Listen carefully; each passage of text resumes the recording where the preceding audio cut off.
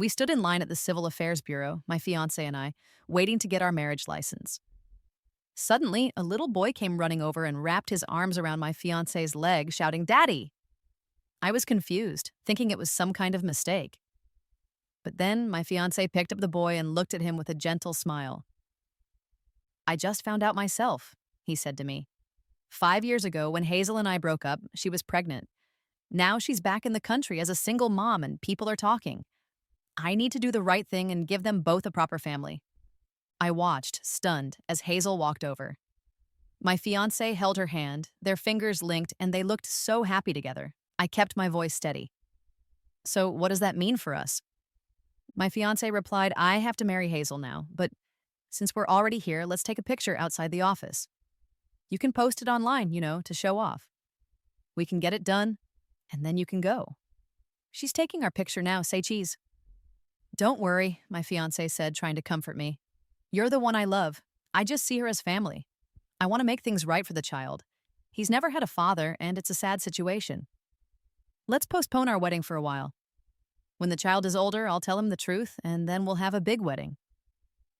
I watched them, a perfect family of three, walk inside to get their marriage certificate. I pulled out my phone and called a man named David, who had been trying to win me over for the past 10 years. "I'm at the Civil Affairs Bureau," I said. "I need a partner to get a marriage license." "Coming, my darling." David's voice came through the phone, full of surprise. "A marriage ambush? I just got off a plane. Hold on, I'm on my way." I was a little shocked by his fast reply.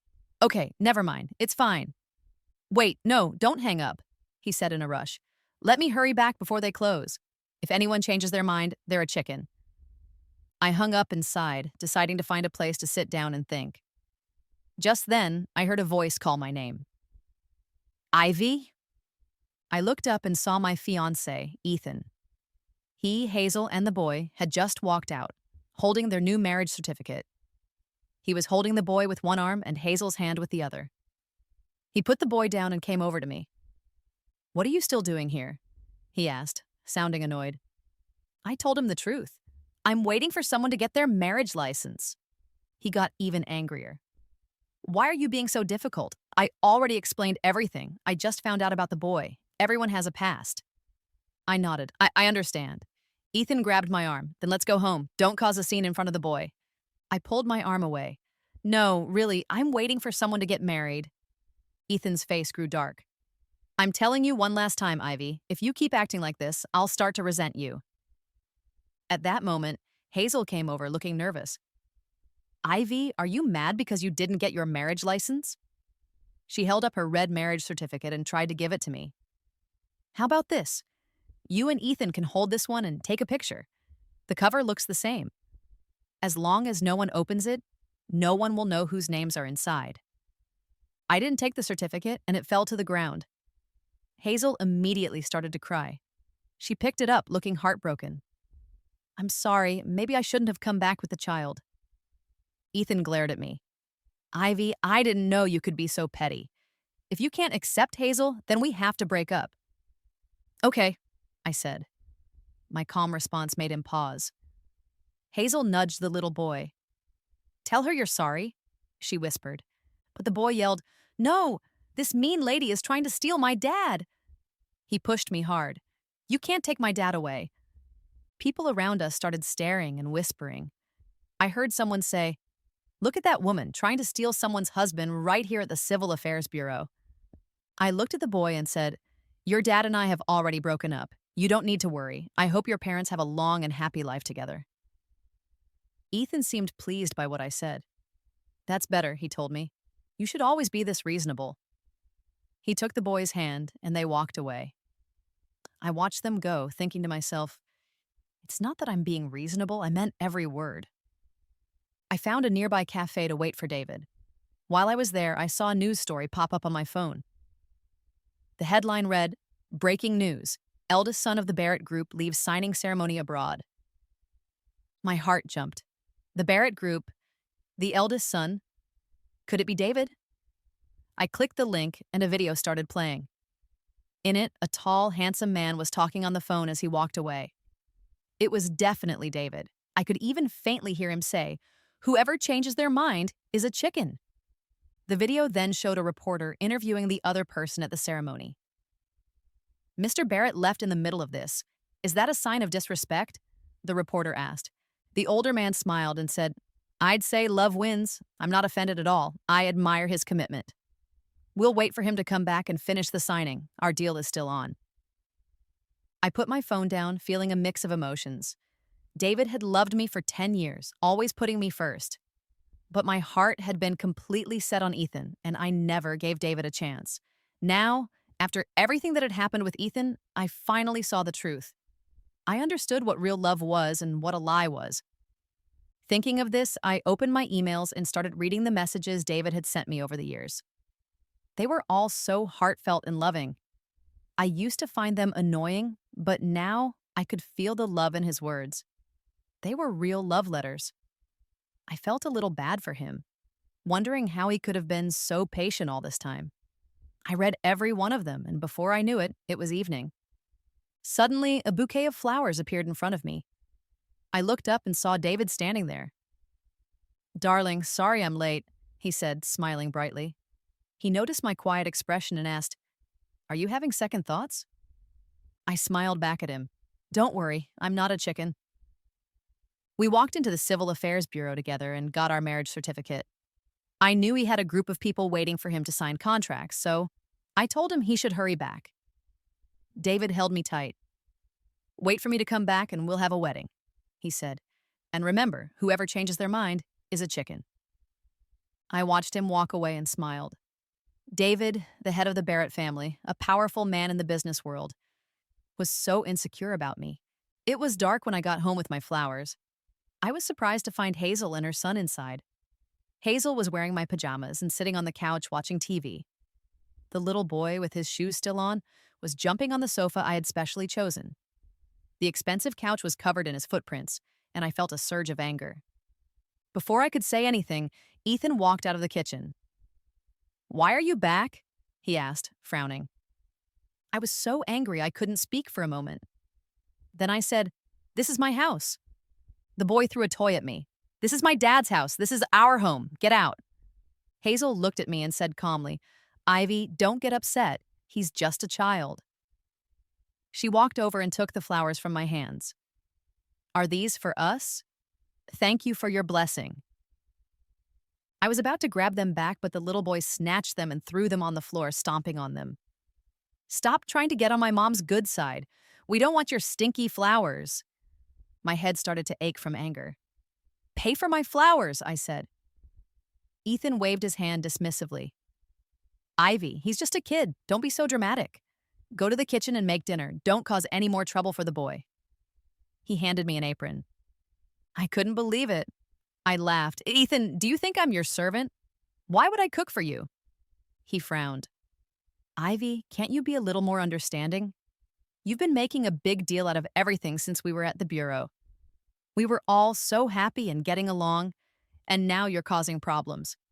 I'm asking you to make dinner as a way to apologize to Hazel and the child."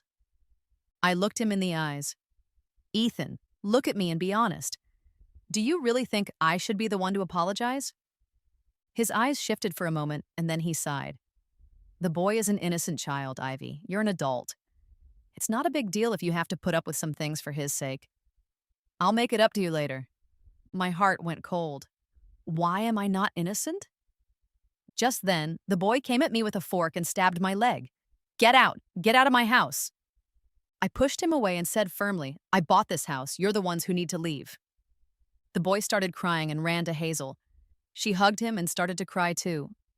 "We're so sorry," she said to Ethan. "We shouldn't have come. We'll leave now." Ethan stopped her.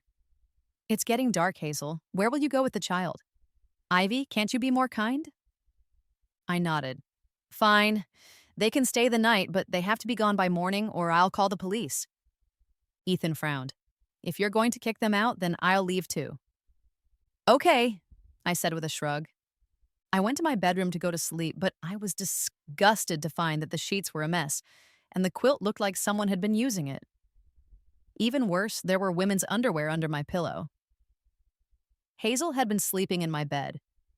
I grabbed my important documents, not wanting to touch anything else, and walked out, slamming the door. I decided to stay at a hotel for the night and hire a cleaning crew to come in the next day and get rid of everything. After a long, exhausting day, I was finally able to relax at the hotel. My phone rang and a new friend request popped up. I accepted it and a bunch of photos appeared. They were all of Ethan and Hazel, and they were taken inside my house. The last one was of them tangled up together on my bed. The message read, "A smart person knows when to give up." I replied, "Some people like to pick up trash, so I'll let her have it," and turned off my phone. When I woke up the next morning, I went to my house, planning to get everything sorted out. But when I opened the door, I was stunned. The place was filled with balloons and banners. There were posters of Ethan and Hazel's wedding photos all over the walls, and the room was full of strangers. They were sitting on my couch, eating my food, and drinking from my cups. My books and important papers were thrown everywhere, and some of my expensive decorations were broken. I turned off the music, and everyone looked at me annoyed. "Who are you?" I asked, keeping my voice low. "Why are you in my house?" They looked at me, confused. "Your house? This is Hazel's house. We're here for the wedding. Who are you?" I was so angry I could barely speak. They were having a wedding in my home? Just then, someone pointed at me. "I know you," she said. "You're that home wrecker." Before I could say anything, someone threw a cup of milk tea in my face. "How dare you show up here?" she shouted. "You're trying to ruin their wedding." Then, more people started hitting and kicking me. I tried to fight back, but there were too many of them. They knocked me to the ground and kept hitting me, tearing at my clothes. Some of them were even live streaming it on their phones, wanting everyone to see what they were doing to me. I tried to cover my face, but they pulled my hands away, put a pair of shoes around my neck, and spat on me, calling me names. I was crying, but it didn't help. They just kept hurting me, finding it funny. Finally, someone shouted, "The groom is here." Everyone stopped and ran to the door. I got up, feeling ashamed, and saw Ethan in a suit and Hazel in a wedding dress. Ethan looked surprised to see me like this and came over quickly. "Didn't you leave?" he whispered. "This wedding isn't real. It's just for the boy, just a show." I said, "Are the cuts on my face and my broken things a part of the show too?" He frowned, clearly unhappy with my answer. All of his friends gathered around us. "Ethan, this mistress is so bold," they said. "You should hit her to make Hazel feel better." Ethan didn't move. Hazel looked at him, waiting. "Just go," he said to me.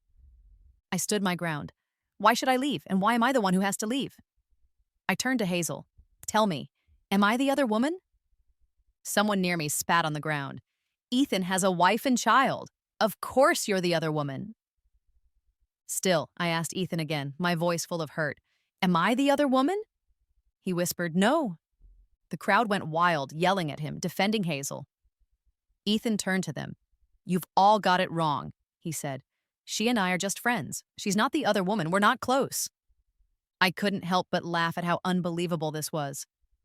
"Not close, Ethan? If we're not close, why are you having your wedding in my house?" Someone kicked me. "What do you mean, your house? This is Ethan and Hazel's home. You're just a gold digger who's lost her mind."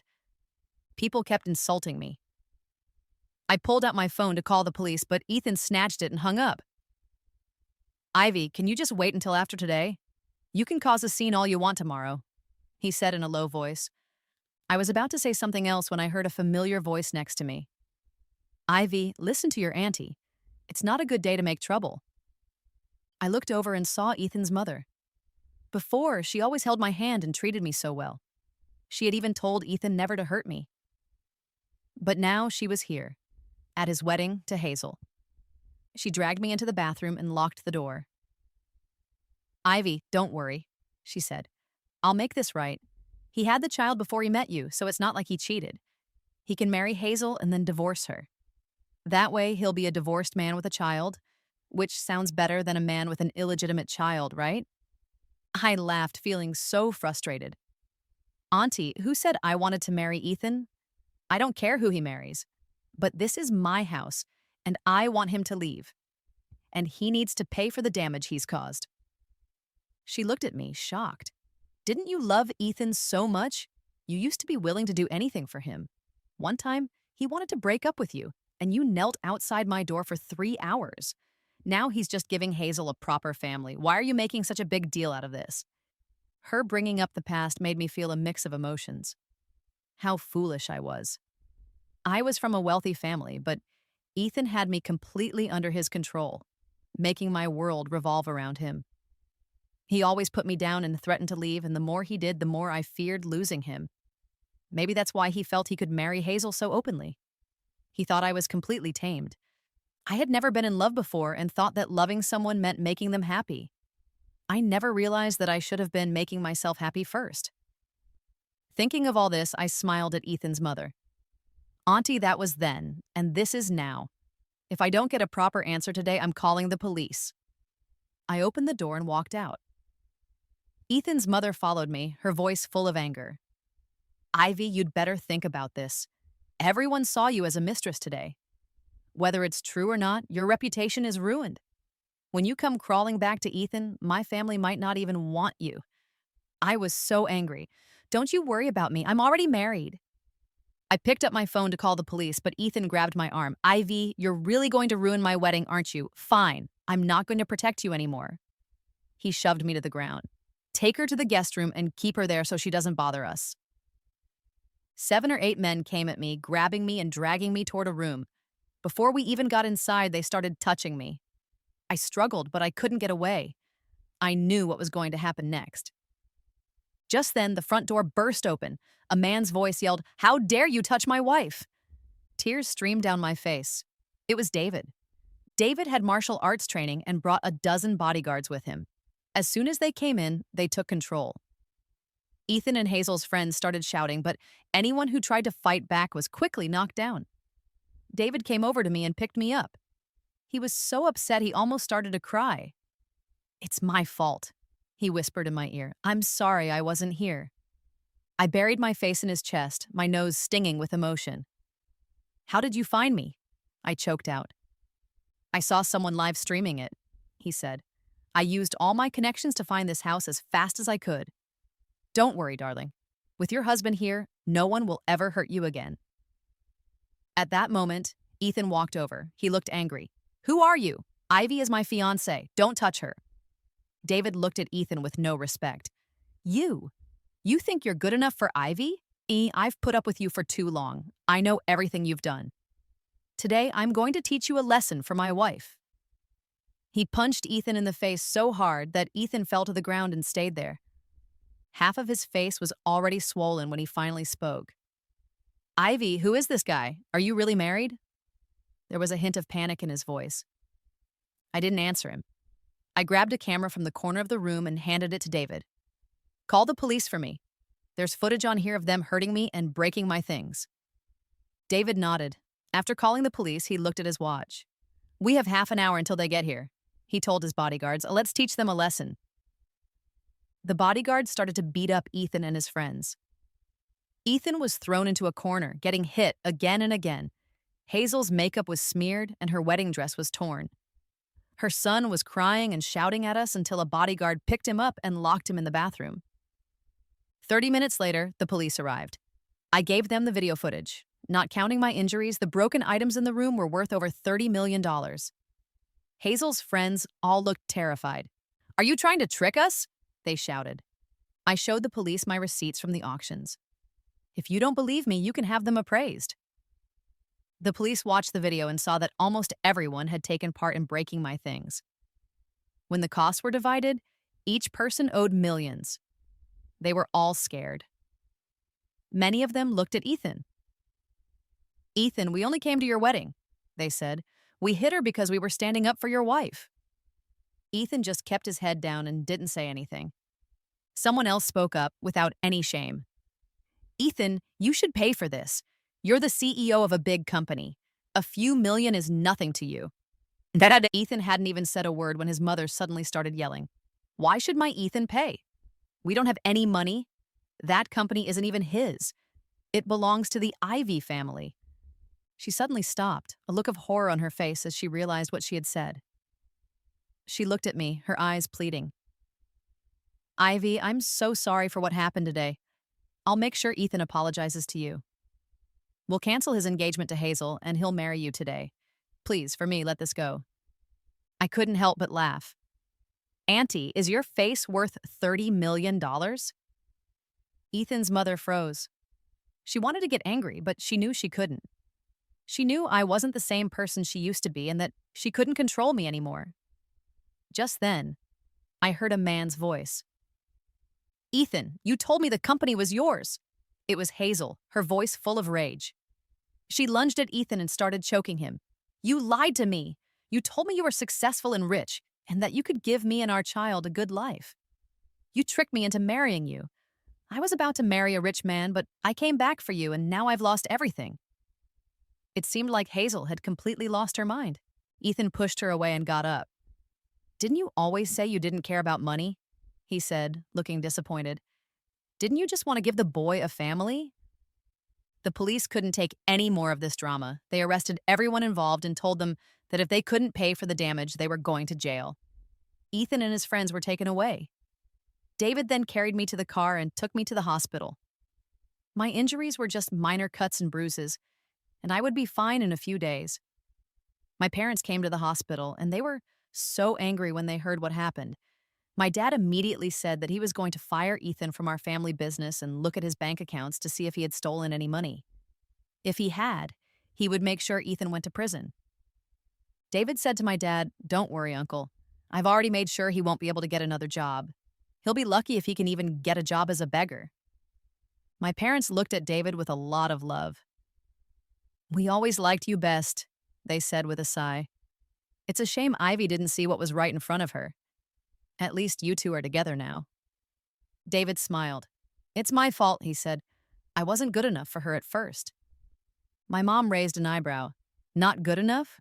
To be honest, I'd like to adopt you as my own son." David grinned at me. "How about this, Uncle and Auntie? You adopt me and get rid of Ivy." I saw my parents actually think about it. "Hey," I said, "I'm your real child." During my stay at the hospital, David was able to make my parents so happy. I had never seen my mom smile so much. They had already picked a wedding date and made all the plans. When I was leaving the hospital, David was carrying a huge bouquet of flowers for me. We saw Ethan's mother. In just a few days, she looked so much older. When she saw me, she came running over. David put me behind him, watching her with a wary look. She fell to her knees, not caring that people were looking. "Ivy, please don't be mad at Ethan," she begged. "The police took him away today. They said he stole money from the company and you're going to sue him. For my sake, your auntie, please let it go. You love Ethan so much. How can you let him go to jail?" I ignored her and tried to walk away. She crawled over to my mom. "Please don't break up the engagement. This man, David, is richer than we are, but you can't let money get in the way of love." My mom frowned, disgusted. People around us had figured out what was happening and started to point at us. They thought we were the ones who were shallow and only cared about money. David smiled and said in a loud voice, "Auntie, your son is already married. He got a license at the Civil Affairs Bureau, and now you're here trying to get him to propose to my wife? Bigamy is a crime in this country." Ethan's mother panicked. "Their marriage is just a formality. They can get divorced whenever they want." David just said, "Oh, so your family sees marriage as a joke, something you can get in and out of whenever you feel like it." By now, everyone understood what was going on and started yelling at Ethan's mother.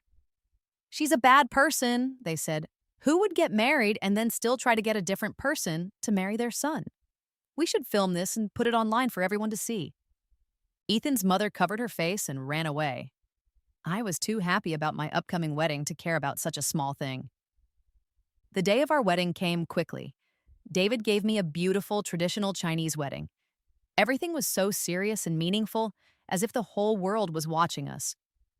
Just as the ceremony was about to end, someone ran in shouting, "I object! I object!" Everyone turned to look. It was Ethan.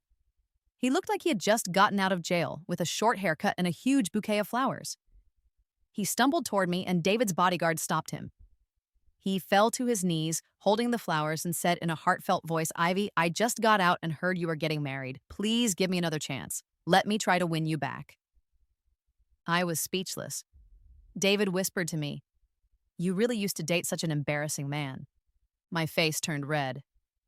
Everyone makes mistakes. We started whispering and laughing about Ethan like he was a circus act.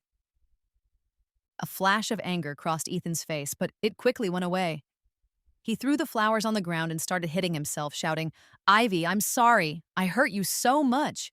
I never thought about your feelings. I've divorced Hazel. From now on, it's only you and me. Please give me another chance." I didn't answer him. Instead, I said to my bridesmaids, "Ladies, take this as a warning. The man kneeling here is a textbook example of a jerk. Don't make the same mistakes I did." Everyone laughed. They all looked at Ethan with no respect. He had become a complete clown. He had tried to crash my wedding to propose, but no one found it romantic. They just thought he was pathetic. Ethan still wouldn't give up, trying to get me to forgive him. David waved his hand, and the bodyguards dragged him out. Our wedding continued without any problems. I could feel that everyone there was truly happy for us. After our honeymoon, I started to hear news about Ethan. The only reason he got out of jail was because his mother sold their house and used all of their savings to pay back the company. He was completely broke. After David's bodyguards threw him out of the wedding, Ethan tried to force his way back in. This time, they broke his leg. Ethan limped home and ran into some of his old friends. They were all broke now, too. They had all sold their houses or taken out loans to pay for the damage they caused me. They were all mad at Ethan because they were only there for his wedding. They all blamed him for what happened, so they gathered together and demanded he pay them back. But Ethan had no money. They started fighting and they beat him up. Ethan's life was completely ruined. He couldn't get a job anywhere. Even if he changed his name, people would find out who he was and fire him. In the end, he was left to wander the city, eating from trash cans. As for Hazel, after she and Ethan divorced, she disappeared. Her son, however, stayed behind with Ethan's mother. At first, she loved her grandson, but she soon realized he was a troublemaker. By then, it was too late to get rid of him. The old woman and the boy fought all the time. One time, she got so angry she passed out. One night, Ethan was digging through a trash can when he saw a fancy car stop nearby. A woman stepped out all dressed up. It was Hazel. She was now the mistress of a rich man. Ethan went crazy, screaming, "This is all your fault! You did this to me!" He lunged at her and started hitting her head against the road until she stopped moving. Ethan was arrested and sentenced to death for murder. The Walker family was left with only Ethan's mother, who was now raising the boy. One day, the boy wanted to play on her phone and they got into a fight. He took a knife and stabbed her. She almost died, but she was able to call for help. The police took the boy away, and during their investigation, they discovered that the boy was not Ethan's son at all. When she found out, Ethan's mother lost her mind. She sat in her rental house all day mumbling, "I should have married Ivy. I should have married Ivy." The boy escaped from reform school and went home to steal money to buy a phone. He got into a fight with his crazy grandmother, and a fire started in the house. The fire killed both of them, and the Walker family's sins were all burned away. I saw the news about the fire and turned off the TV. Ethan's name seemed so far away now. It had only been a few months, but it felt like a lifetime ago. I put my hand on my stomach, which was now slightly bigger. "Honey," I called out to David, "are you ready to go to the doctor's appointment?"